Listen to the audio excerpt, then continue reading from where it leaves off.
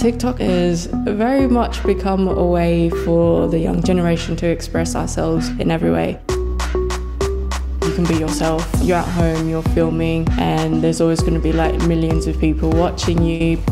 I like this one, we can sing. You never know when you could blow up.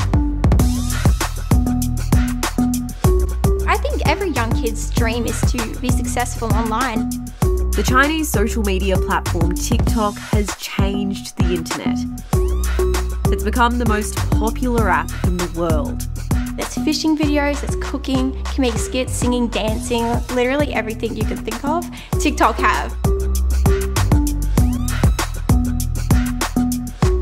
It's not an app on their phone anymore. It's their livelihood. It's how they communicate with their friends. It's how they see the world. That's a part that I don't think everybody has adjusted to yet. Behind the shiny dance videos, the platform is leading people down dangerous paths. I'd like to think that I wouldn't have struggled with an eating disorder if I hadn't downloaded TikTok. If you just look at TikTok in isolation, it seems innocuous, but it really takes place in this much larger context of data collection, artificial intelligence, and a real effort by the Chinese to consolidate influence in the region and across the globe. Hi, my name is Rory Eliza. And what? And what do you do? I am a full-time TikToker. In this work industry, being an influencer, you have to present yourself as a brand.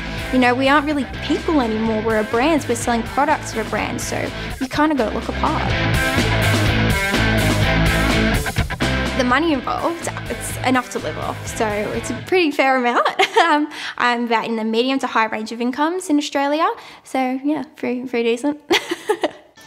You know, it's like 8 PM and I'm watching and then I look up at my clock and it's 2 AM. And I'm like, where the heck did those hours go? It's because this For You page is so addictive. It's just so spot on. As soon as you sign up to TikTok, the app starts collecting data about you, your location, gender and age, and also your facial data. Your face can be analyzed to distinguish a range of personality and demographic traits. TikTok collects your facial data every time you make a video or use a filter on the app, and can even access photos and videos saved on your phone that aren't being used on the platform. The interesting thing there is, of course, that biometric mirror bases its assumptions on a single snapshot of your face. So all of these assumptions are generated based on the exact appearance of your face at that exact microsecond that the photo has been taken. The TikTok algorithm might read your face and think that you are dealing with a significant mental health challenge. You might be presented with videos that are created by users with going through a similar challenge at that time, and it might really create a very colored worldview for you where it's really hard to deal with your mental health challenge at that time. Lauren started following a popular fitness influencer on the app.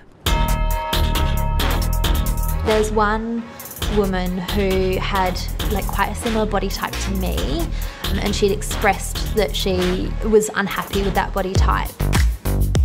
And she had started tracking calories over quarantine. She had lost a really significant amount of weight. I'd like to think that I wouldn't have struggled with an eating disorder if I hadn't downloaded TikTok. I think, you know, TikTok was the main contributor to the development of that. Young users are increasingly turning to TikTok to find and spread information on how to restrict food and hide their disordered eating from their families. What they do is they actually share content of what they go through and what they've done for the day in the fascination to become thin. Claire Benstead has been in and out of hospital for anorexia for more than 5 years. She decided to download TikTok to find support and to promote her earrings business. Claire says the TikTok algorithm identified she had an eating disorder, and she noticed an immediate change to the types of videos on her feed. Eating disorder content all the time. And as I got sicker and I got more obsessive, all I could do was just flick through my phone and look at this footage. I spent hours on it and just fixated on it. I wasn't recovering at all. I was actively relapsing. So even though you're saying not interested, it's still coming up? It's still coming up. TikTok's business model is built on creating a fun, glossy and glamorous version of the world, and the company's been found to strictly control content that doesn't fit with that image. In March last year, TikTok policy documents were leaked, showing content moderators were instructed to suppress posts by creators considered ugly, poor or disabled. Paniora ran into trouble with the TikTok censors when he posted a video of a confrontation with someone who was telling him he shouldn't have a disability permit. So this old lady had the nerve to ask me if this is my disability card. This. I wonder if this is enough. The video was taken down. TikTok said it breached the app's community guidelines. Paniora appealed and it was put back up, but he's had other videos about his disability removed as well. One of the big problems with TikTok and the unique nature of its opaque algorithm is that it's very difficult to understand or to recognise when censorship is taking place. My understanding is that about a quarter of the world's population is a member of TikTok, if I'm not mistaken. So that's obviously an enormous amount of data that's being generated, that's being handed over for free to that single social network that has pretty much full control over what it does to the data.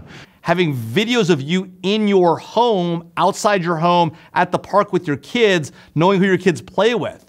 I mean, that's what they have now, potentially, with this data set. We've seen now 2 consecutive presidents sign executive orders making clear that they are very concerned about the national security implications of TikTok's data collection, as well as the impact it has on the privacy and civil liberties of Americans. And so if you just look at TikTok in isolation and say, well, it's just this one app, and it's just kids doing dancing videos, it seems innocuous. But it really takes place in this much larger context of data collection, artificial intelligence, and a real effort by the Chinese to consolidate influence in the region and across the globe. TikTok was at the center of an international feud, with users and governments all around the world asking the same question: can we trust TikTok? Despite all of the negative media attention that TikTok was getting, business was going incredibly well. If you added up the combined revenue of Twitter, Zoom, Dropbox, Lyft, Snapchat, Shopify, Airbnb, Stripe, Groupon, and Spotify all together, it still wouldn't be as high as the revenue of ByteDance.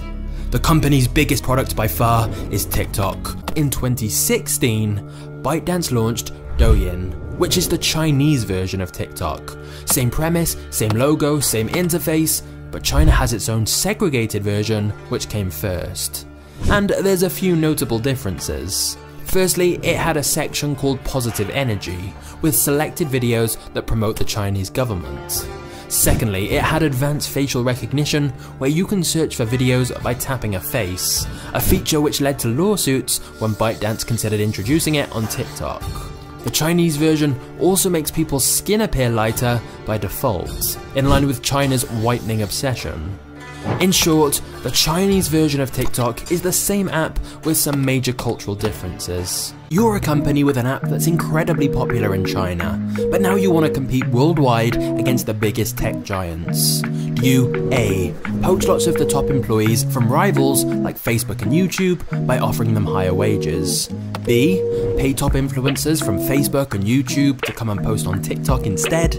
Or C. Pour billions of dollars into running ads on Facebook and YouTube so you can literally siphon off users from your competitors? Trick question. ByteDance did all three. According to the Wall Street Journal, ByteDance even paid $1 million to get one unnamed influencer to post a video on TikTok. Also, whenever TikTok expanded into a new area, they tried to acquire a local company who had good knowledge and experience of the city. And ByteDance have the same 996 working culture as many other Chinese tech companies, which means you work 9 AM to 9 PM 6 days a week.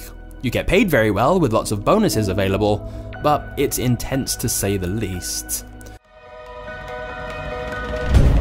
Locked at home with not much else to do, TikTok became the go-to app.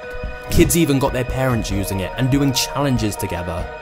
TikTok's growth had already been explosive, but the pandemic just added fuel to the fire. It's reported that during lockdowns, the average TikTok user opened the app 8 different times every day. But here's the thing.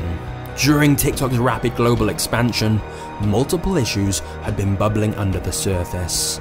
Governments around the world started raising concerns about TikTok. The US Secretary of State claimed TikTok was among a number of Chinese apps feeding data directly to the Chinese Communist Party. China's national intelligence law requires all companies within its borders to hand over data at its request without the need for a warrant. So yes, most people have accepted big tech have loads of our data. But the idea of the Chinese government having all of our personal data seems more worrying, especially given how much data TikTok collects. This is one side of the story. Here's the other side of the story. For example, what happens when a paedophile joins the app and what they want to see is underage girls dancing provocatively? If you're looking at a lot of kids dancing sexually, it's going to give you more kids dancing sexually. Here's a video showing a young girl in class on the floor in her school uniform. It's attracted hundreds of comments, mainly from much older men. A lot of the accounts he followed were mostly young girls. I saw that there was one as young as 7 there. Now, it's worth acknowledging TikTok are not alone in these issues. YouTube had a predator scandal of its own due to its recommendation algorithm, where old men would be watching clips of young children on YouTube, so the algorithm recommends them more of that content. Worse still, they would link each other to certain videos and timestamps in the comments, which led to YouTube having to disable all comments on kids' videos. But with TikTok, the problems were exacerbated further by the fact you can privately message users, plus the fact that around 1 in 4 users of TikTok are believed to be under 17. TikTok's predator problem is merely one example of how their powerful algorithm can send people, often young kids, down incredibly dark rabbit holes. A second example is how easily kids can be exposed to disturbing videos. For example, this reporter set up a brand new TikTok account pretending to be a 13-year-old. She didn't like or follow anything, and yet before long, the app showed me this clip of a confrontation in the street. I lingered on the video, but didn't press like. Before long, I was being fed a stream of videos of people screaming profanities, a violent assault, and a young man lying bloodied in the street. And TikTok thinks I'm 13. Another example is the promotion of completely unsafe products. One girl who struggled with an eating disorder found that her feed was filled with videos advertising unregulated weight loss pills and harmful crash diets. When she made a video calling TikTok out for allowing this content, her post got deleted. Which brings us to yet another issue some people have with TikTok: censorship. That's all I'm learning. Hope that we can make a turn and start reversing